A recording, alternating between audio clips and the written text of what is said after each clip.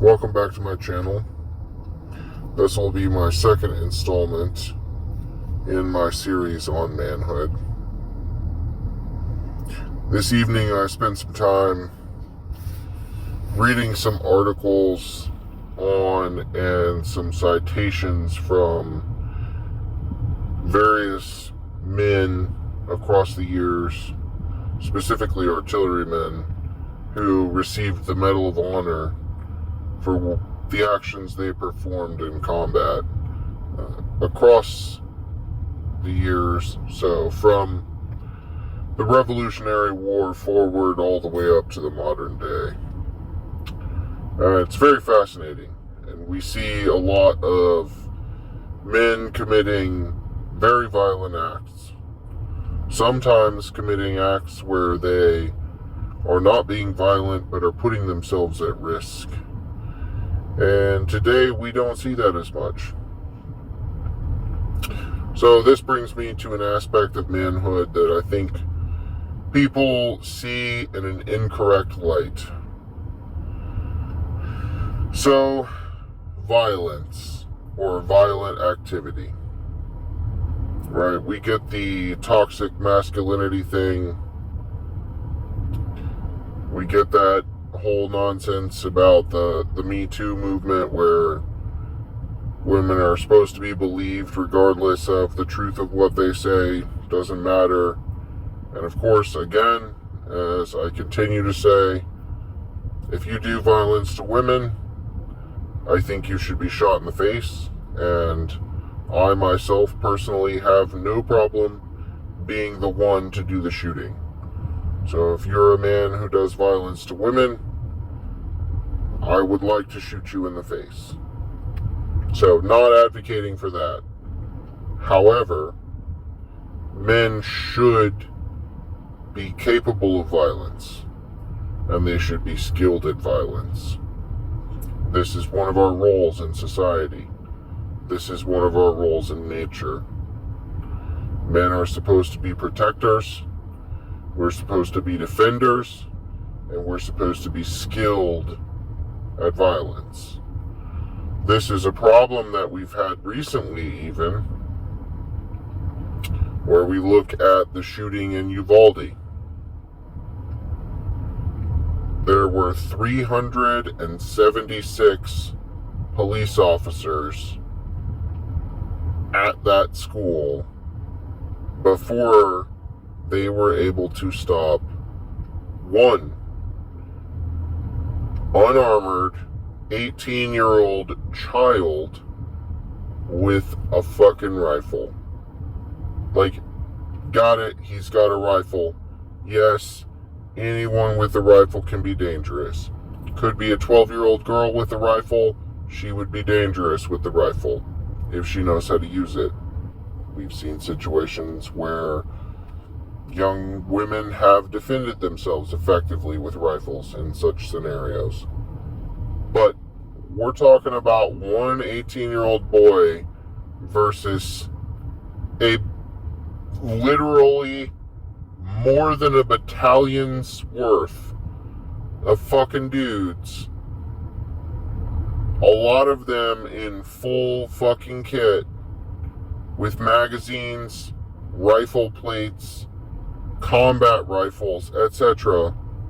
And somehow we need to take like 2 hours to stop this guy. Meanwhile,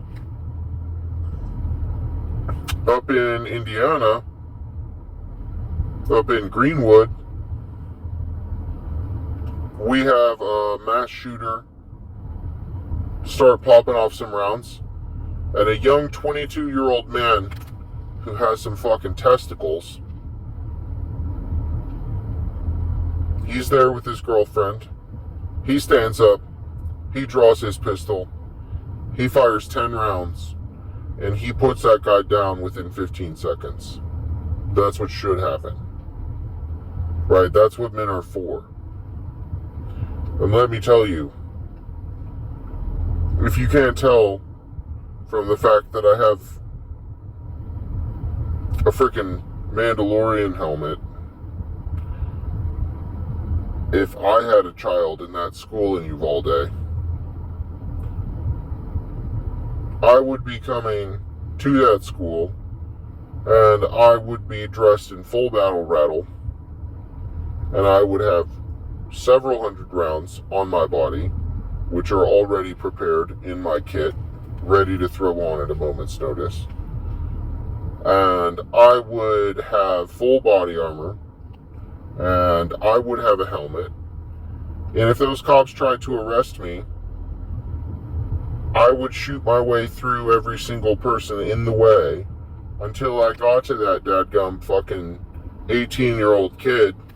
And we'll see if an 18-year-old child can stand up to the wrath of a 225-pound, fully armored, fully kitted up Marine with a 10.5-inch fucking knife, a rifle, and a pistol, and fists. Like, honestly, don't even give me a gun. Don't even give me a knife. Let me just put on my fucking body armor and my helmet that are sitting in my closet right now because I'm always ready to go. Let me put my body armor on. Let me put my helmet on. That'll allow me to soak up a couple rounds as I charge him. And then I'll just fucking tackle him to the floor like the fucking juggernaut. And I'll pummel him until he's unconscious. Like, what are we even doing out here? Why do we hire cops if they're just gonna sit and do nothing? Every single one of those police officers should be fired. I don't think they should be charged. There's constitutionality behind that. You cannot hold somebody accountable for inaction when we're dealing with situations like this. Like, it moves into some dangerous territory. So I don't think they should be charged. They should all be fired. Their community should definitely lose faith in them because obviously they fucking suck. But, you know, it is what it is. The moral of the story is men should be violent, right? We look at the Uvalde situation. Those men in Uvalde were not violent. They were not prepared to do violence. They did not do violence until it was too late, right? And if they had, they could have saved a lot of lives. So the moral of the story behind this is that a man is capable of deep, horrific violence. I am capable of doing extreme violence, things that most people cannot comprehend. And men need to have that in their hearts and in their souls. Men need to be ready. Men need to be prepared. Men need to be the type of people that if their wives or their children or their loved ones are threatened, they are ready to grab a steak knife off the table and remove the entrails from the individual doing the threatening. And if you've never hurt anyone, and when I say hurt, I don't mean slapped or punched. If you've never done extreme violence to someone, i.e., you've never killed anyone, you've never mortally wounded someone, then you won't necessarily understand what that takes. But as men, we need to be prepared to do that. I myself, I'm not going to go into the details, but I, during my time in the Marine Corps, had the opportunity to kill a lot of people. I enjoyed it. I very much liked killing people. It's pretty fun. I was good at it. It's always an enjoyable time to do well at your job. My job was to murder people. I murdered a lot of people for the U.S. government. Therefore, I know I'm capable of great violence. I can kill people. I've done it. I'm good at it. I can fucking kill people. Right? Most of the time, people don't understand what that means. Right? But as men, we need to be ready for it. Right? That's not to say I'm judging anybody if they've never killed anyone or they've never seriously hurt anyone. Like, obviously, most people are not going to find themselves in that position. But as men, we need to be ready to do great violence. Now, we have to flip that coin and talk about the other side of it. Because on the other side of it, we need to be restrained. So, sure, I was able to go overseas, kill a whole bunch of people, come back, great times, cool. Well, if I came back to the States and I continued on that trend and I started killing a whole bunch of people in the US, well, then obviously that becomes a problem. So the key is men need to be capable of great violence, but they need to have excellent restraint. And this is one of the things, again, continuing the trend from my last video, that we do not teach young boys. Right? We should be teaching young boys, hey, you need to be strong. You need to be ready to fight. If someone comes at you and hits you in the face, you need to fuck them up. Right? You need to be ready for that experience. You need to be ready for that fight, and you need to win it. However, you will never start a fight. Right? You're not going to go punch that kid in the face for no reason. You're not going to start the fight, but if he comes after you and he tries to take your lunch money, yeah, you fuck him up. Right? So that's the key. And that's what we're not teaching our children these days. We're not teaching them to be ready for war. We're just saying, don't ever go to war. We're saying, don't ever hit anybody. We're doing this shit where, oh, that guy hit him in the face, and then he hit him back. Well, we'll just suspend both of them. Okay, well, how does that make sense?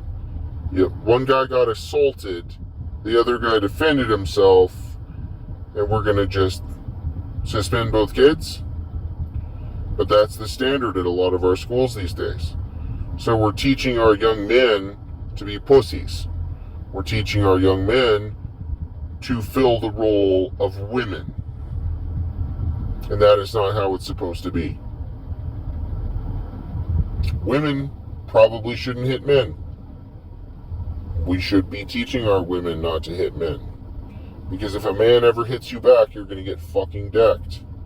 I just saw a video a couple days ago where some young women had jumped a girl and her father arrived on the scene. One of those girls came at him and he absolutely decked her. It was absolutely incredible. I loved it. She came at him and he took one swing. He hit her straight in the face and it looked like she'd gotten clotheslined off a motorcycle. She got absolutely wrecked. She was knocked unconscious. She might have died, honestly. And the unfortunate thing is that man will probably go to jail. He shouldn't, because the girl came at him. Like, I'm sorry that women are weak.